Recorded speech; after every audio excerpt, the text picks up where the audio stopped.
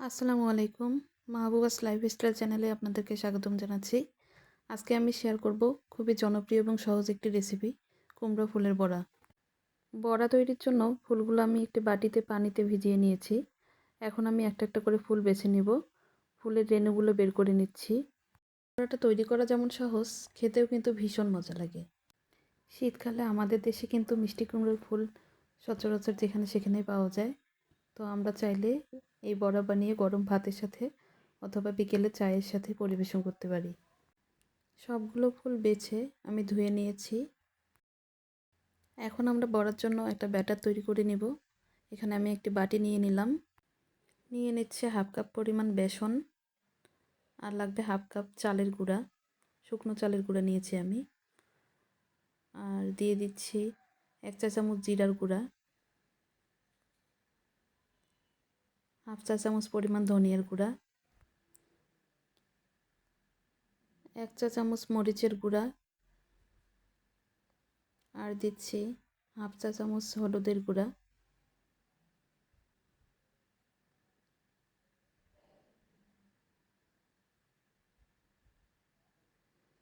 লবণ দিচ্ছি পরিমাণ মতো।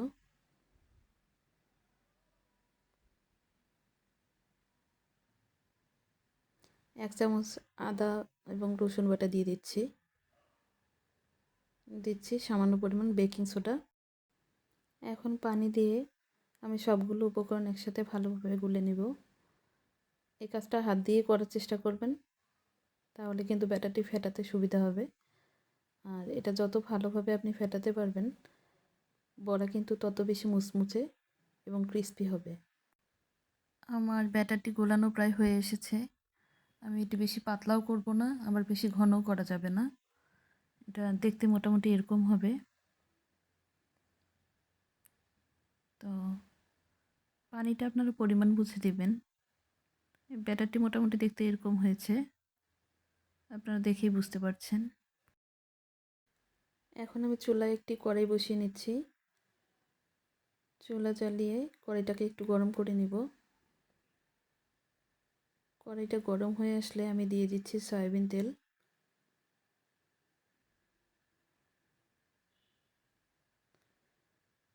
তেলটা একটু গরম হয়ে আসলে আমি একটি করে ফুল নিয়ে ব্যাটারটা ভালোভাবে মেখে নিব। ব্যাটার এভাবে মেখে গরম তেলের মধ্যে ছেড়ে দিতে হবে। বড়া তৈরির সময় চুলার জালটা অবশ্যই মাঝারি আঁচে রাখবেন। তো বড়ার এক পাশটা হয়ে আসলে আমি এটাকে উল্টে নিচ্ছি। দেখুন এক পাশটা কিন্তু আমার সুন্দরভাবে ভাজা হয়ে গেছে।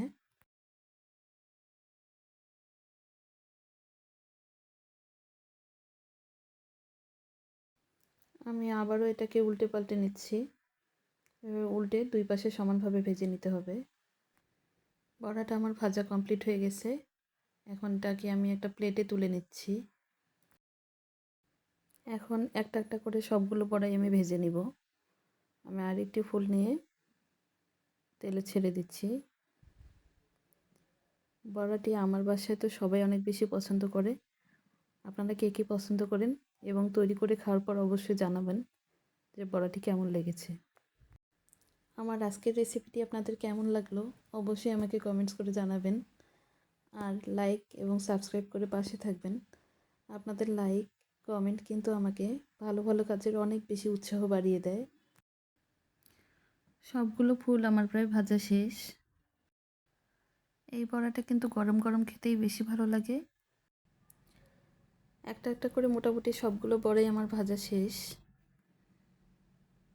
আমি এটাকেও ভালোভাবে উল্টে নামিয়ে নিব। তো এই হচ্ছে আমার বড়ার ফাইনাল লুক। আমি একটা ভেঙে দেখাচ্ছি আপনাদেরকে যে ভিতরটা কতটা মচমচে আর ক্রিস্পি হয়েছে। সবাই অবশ্যই বাসায় ট্রাই করবেন। আল্লাহ হাফেজ।